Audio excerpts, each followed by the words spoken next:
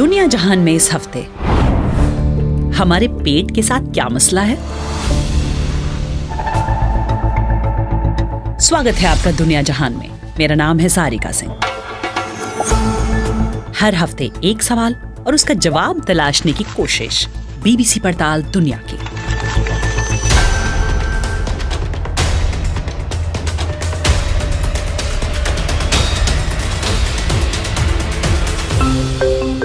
अगर आपने ये पॉडकास्ट शुरू होने से पहले खाना खाया है तो बहुत कम संभावना है कि इसके खत्म होने तक भी खाना आपके पेट तक पहुंचेगा।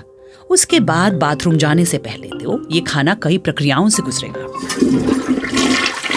हम ये तो जानते हैं कि जो हम खाते हैं उससे हमारे शरीर, मांसपेशियों और त्वचा का पोषण होता है, लेकिन दिमाग का क्या? दिमाग पर इसका क्या असर पड़ता है? हाल में इसका जवाब ढूंढने के लिए काफी शोध हुए हैं, जिससे पता चलता है कि जो हमारे पेट में जाता है उसका सीधा संबंध उससे है जो हमारे दिमाग में चलता है। इस हफ्ते हम दुनिया जहान में ये जानेंगे कि हमारे पेट के साथ मसला क्या है। पार्ट 1, हम कैसे पचाते हैं।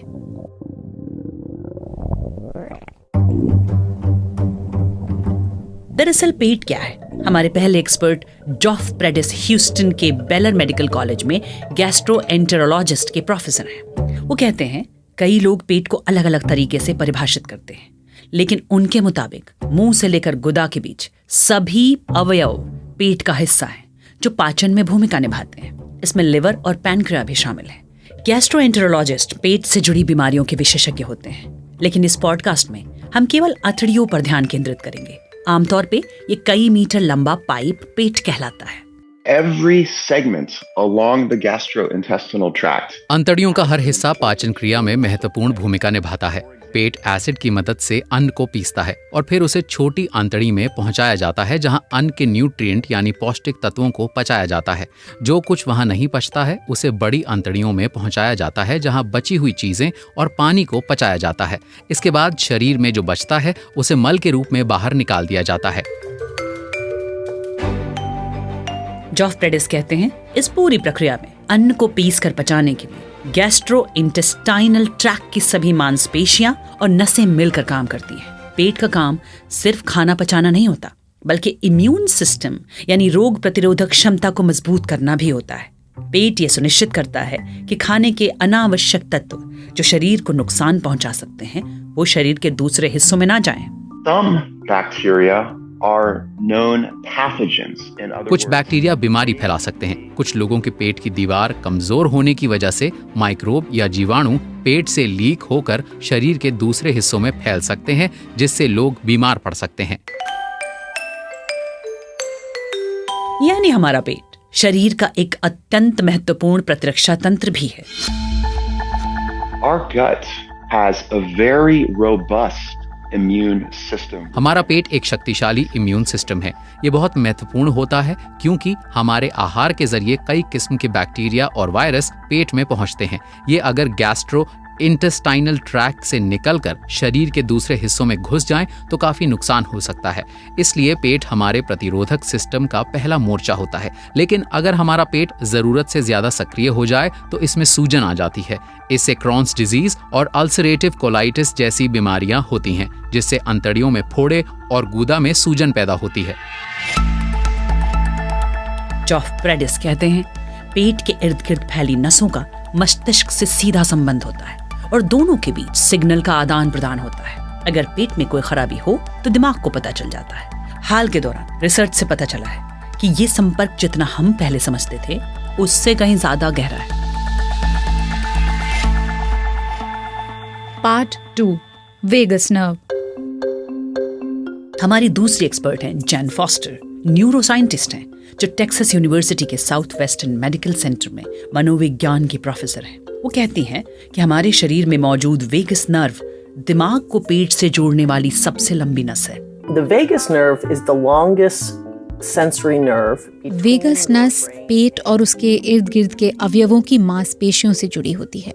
ये एक बाई डायरेक्शनल नर्व है जो दिमाग से सिग्नल को पेट तक पहुंचाती है और पेट से दिमाग तक सिग्नल भेजती है।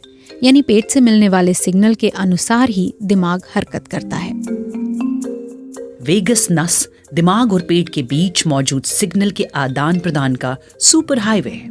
10 साल पहले कैलिफोर्निया यूनिवर्सिटी के वैज्ञानिकों ने एक प्रयोग किया था जिससे पता चला कि पेट की स्थिति का हमारे दिमाग पर गहरा असर पड़ता है। इस प्रयोग के दौरान महिलाओं के एक गुट को कुछ हफ्तों तक फर्मेंटेड दूध पीने के लिए दिया गया और दूसरे गुट को सामान्य दूध दिया गया। वैज्ञानिकों ने पाया कि जिस गुट ने फर्मेंटेड दूध पिया था उनके मस्तिष्क की गतिविधियां पाचन के दौरान बेहतर हो गई थी, खासतौर पर मस्तिष्क के उस हिस्से की गतिविधियां जो हमारी संवेदनाओं को नियंत्रित करती हैं।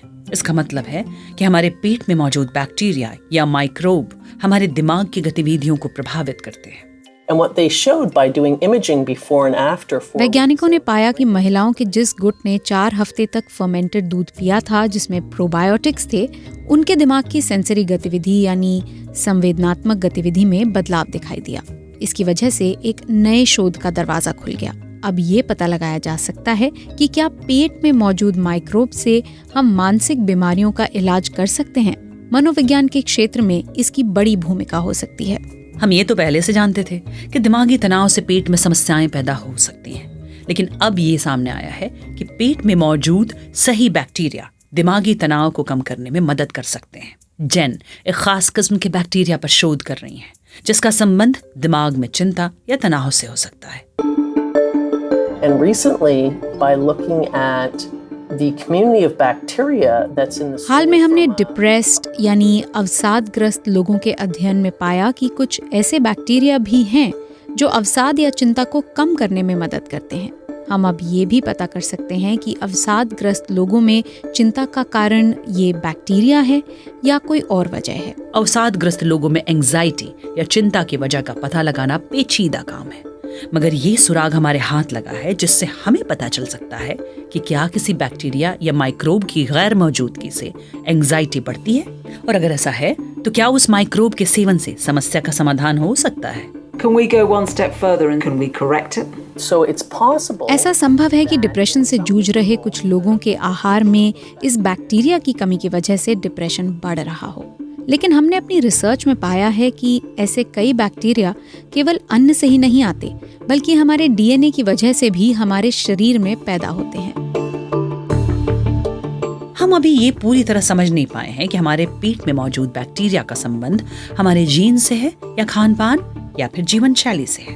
हालांकि ये सभी मानते हैं कि संतुलित आहार और एक्सरसाइज से पेट और मानसिक स्वास्थ्य ठीक रहता है, लेकिन इन बैक्टीरिया की मदद से किस प्रकार डिप्रेशन के शिकार लोगों की मदद की जा सकती है, इस पर अभी पुख्ता जानकारी मौजूद नहीं है।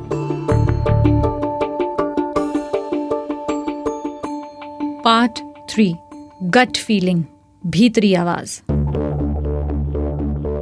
दुनिया भर में हर साल पाचन क्षमता को सुधारने के लिए इस्तेमाल होने वाले फूड सप्लीमेंट पर लगभग 50 अरब डॉलर खर्च होते हैं, यानी लगभग उतने ही पैसे जितने चॉकलेट पर खर्च होते हैं। हमारे तीसरे एक्सपर्ट मार्टिन हैम नेदरलैंड में नीजो फूड्स रिसर्च कंपनी में बिजनेस डेवलपमेंट मैनेजर हैं। वो कहते हैं कई लोगों को पाचन संबंधी कोई समस्या नहीं होती है, फिर भी वो इसके लिए सप्लीमेंट लेते हैं क्योंकि वो सुनिश्चित करना चाहते हैं कि वो हमेशा स्वस्थ रहे। सप्लीमेंट 2 प्रकार के होते हैं, एक प्रोबायोटिक्स जिसमें उसी तरह के बैक्टीरिया होते हैं जो हमारे पेट में होते हैं, और दूसरे प्रीबायोटिक जिसमें ऐसे फाइबर होते हैं जो हमारे अंतड़ियों में माइक्रोबायोम का पोषण करते हैं। लेकिन ये सप्लीमेंट तभी प्रभावी होते हैं जब वो हमारे पेट की बड़ी अंतड़ियों तक पहुंच जाएं। बड़ी अंतड़ियों में पहुंचने से पहले इन्हें छोटी अंतड़ियों से होकर गुजरना पड़ता है, जिनकी लंबाई हमारे शरीर की लंबाई से 3 गुना होती है। यानी इन सप्लीमेंट्स को काफी लंबा सफर तय करना पड़ता है, तभी ये असरदार हो सकते हैं। Because the stomach is the first step in food digestion. So पेट पाचन क्रिया का पहला पड़ाव होता है और अंतड़ियों के भीतर कई माइक्रोब जीवित नहीं रह पाते। यह भी पता चलता है कि छोटी अंतड़ियों में भी माइक्रोब होते हैं जो हमारे स्वास्थ्य के लिए आवश्यक होते हैं। सवाल यह है कि अगर ये माइक्रोब पेट में होने वाले अन्न की पिसाई से निकलकर छोटी अंतड़ियों से गुजरकर बड़ी अंतड़ियों यानी कोलोन तक पहुंच भी जाते हैं, तो क्या वो असरदार रहते हैं? it's a difficult area, to be honest. So we've done a lot of studies. यह एक पेचीदा विषय है, लेकिन हमने प्रोबायोटिक और प्रीबायोटिक के फायदों के बारे में काफी शोध किया है और सिद्ध किया है कि इनसे अच्छे बैक्टीरिया की संख्या बढ़ती है और कुछ हानिकारक बैक्टीरिया कम हो जाते हैं। अगर लोगों को लगता है कि उनका पाचन ठीक नहीं है और उन्हें कोई प्रोबायोटिक या प्रीबायोटिक सप्लीमेंट लेना चाहिए, तो ये चुनाव कैसे किया जाए? You have to be sure that the probiotic बहुत सारे प्रोबायोटिक पेट में ही खत्म हो जाते हैं, इसलिए आपको पता करना चाहिए कि जिस प्रोबायोटिक का आप सेवन करना चाहते हैं उसके माइक्रोब अंतड़ियों में जीवित रह पाएंगे या नहीं। ऐसा नहीं है कि आप कोई भी प्रोबायोटिक खरीद लें, आपको पता करना चाहिए कि उसके फायदे का कोई वैज्ञानिक आधार है या नहीं। अगर हम अपने जीन्स नहीं बदल सकते और सप्लीमेंट के लेबल की पेचीदगी से पार नहीं पा सकते, तो हमारे पास दूसरा विकल्प यही है कि हम अपनी जीवन शैली में सुधार पर ध्यान दें। पार्ट 4, 2 लोगों का भोजन। हमारी चौथी एक्सपर्ट हैं गेल हेक्ट, जो शिकागो की लोयोला यूनिवर्सिटी में माइक्रोबायोलॉजी और इम्यूनोलॉजी की प्रोफेसर हैं। वो पेट में बीमारी फैलाने वाले पैथोजन या रोगाणुओं के विशेषज्ञ हैं। वो कहती हैं कि पेट को स्वस्थ रखने के लिए कई किस्म के बैक्टीरिया और माइक्रोब्स की जरूरत होती है। So in my mind, a healthy gut is अक्सर पेट में मौजूद बैक्टीरिया पर बात होती है, लेकिन वहाँ कई तरह के माइक्रोब होते हैं जो अकेले नहीं बल्कि साथ मिलकर काम करते हैं। वो हमें स्वस्थ रखने में भूमिका निभाते हैं। इनके बिना मनुष्य जीवित नहीं रह सकता। यानी पेट की देखभाल करने के लिए जरूरी है वहाँ मौजूद माइक्रोब की देखभाल हो। we really rely on bacteria to keep us healthy. हम स्वस्थ रहने के लिए इन बैक्टीरिया और माइक्रोब्स पर निर्भर हैं। इनका पोषण करने की जिम्मेदारी हमारी है। लेकिन ये माइक्रोब्स क्या खाते हैं? वो हमारे आहार की बची खुची चीजें खाते हैं। मिसाल के तौर पर हम बीन्स या दूसरी सब्जियां खाते हैं जिसमें फाइबर होता है। जब यह फाइबर पूरी तरह नहीं पच पाता तो वो कोलन में पहुंचता है, जहां यह बैक्टीरिया रहते हैं जो उस फाइबर पर पलते हैं। इसका एक बुरा प्रभाव यह है कि इससे गैस पैदा होती है, लेकिन मेरा मानना है कि यह दरअसल अच्छा संकेत है, जिससे पता चलता है कि यह बैक्टीरिया सही तरह से पल रहे हैं और काम कर रहे हैं। लेकिन जब हम प्रोसेस्ड खाद्य सामग्री का सेवन करते हैं तो ऐसा क्यों नहीं होता? They contain very little fiber, which is the food for your microbes, right? Processed आहार के सेवन से ऐसा इसलिए नहीं होता क्योंकि उसमें फाइबर बहुत कम होता है। उसमें शुगर होती है जो हम तुरंत पचा लेते हैं और माइक्रोब्स के लिए कुछ नहीं बचता। प्रोटीन और ग्लूकोज युक्त आहार हमारी मांसपेशियों का पोषण करते हैं, लेकिन खाना खाते समय हमें केवल अपने शरीर का ही नहीं बल्कि पेट में मौजूद माइक्रोब के पोषण का भी ख्याल रखना चाहिए। इसके लिए हमें ताज़ा फल और सब्जियों का सेवन करना चाहिए। आहार जितना प्राकृतिक होगा पेट के लिए उतना अधिक बेहतर होगा। दही जैसी फर्मेंटेड चीजें भी अच्छी हैं क्योंकि उसमें पेट के लिए आवश्यक बैक्टीरिया होते हैं। यानी खाना खाते समय आपको केवल ये नहीं सोचना कि आपको क्या अच्छा लगता है, बल्कि ये भी ध्यान रखना है कि पेट में मौजूद माइक्रोब के लिए क्या अच्छा है। I think of it as feeding two entities. मैं इसे ऐसे देखती हूँ कि आप 2 लोगों को खाना खिला रहे हैं, एक आपका इंसानी शरीर और दूसरे आपके पेट में मौजूद माइक्रोब। इंसानी शरीर के लिए आपको ऊर्जा चाहिए तो आपको उसके लिए प्रोटीन का सेवन करना है, एक्सरसाइज करनी है। लेकिन पेट में पलने वाले माइक्रोब के पोषण के लिए आपको फाइबर और कार्बोहाइड्रेट्स का सेवन करना चाहिए ताकि शरीर स्वस्थ रहे। अब लौटते हैं अपने प्रमुख सवाल की ओर। हमारे पेट के साथ मसला क्या है? हमने अपने एक्सपर्ट से जाना कि हमारे पेट में पलने वाले माइक्रोब्स हमारे स्वास्थ्य के लिए कितने जरूरी हैं। अब ये भी साफ हो गया है कि हमारे मानसिक स्वास्थ्य का भी इन माइक्रोब्स से सीधा संबंध है। हाल में वैज्ञानिकों ने यह दावा किया कि मोटापा, डायबिटीज, अल्जाइमर, पार्किंसंस डिजीज से पीड़ित लोगों के पेट में इन माइक्रोब्स की विविधता उन लोगों के मुकाबले कम होती हैं जिन्हें ये बीमारियां नहीं होती। हालांकि अभी ये साफ नहीं है कि ये बीमारियां इन माइक्रोब के कम होने से होती है या इन बीमारियों से माइक्रोब की विविधता घट जाती है। लेकिन एक बात कई प्राचीन चिकित्सक भी कह गए हैं कि सभी बीमारियों की शुरुआत पेट से होती है। इसीलिए हमें अपनी गट फीलिंग या भीतर की आवाज पर भी ध्यान देना चाहिए।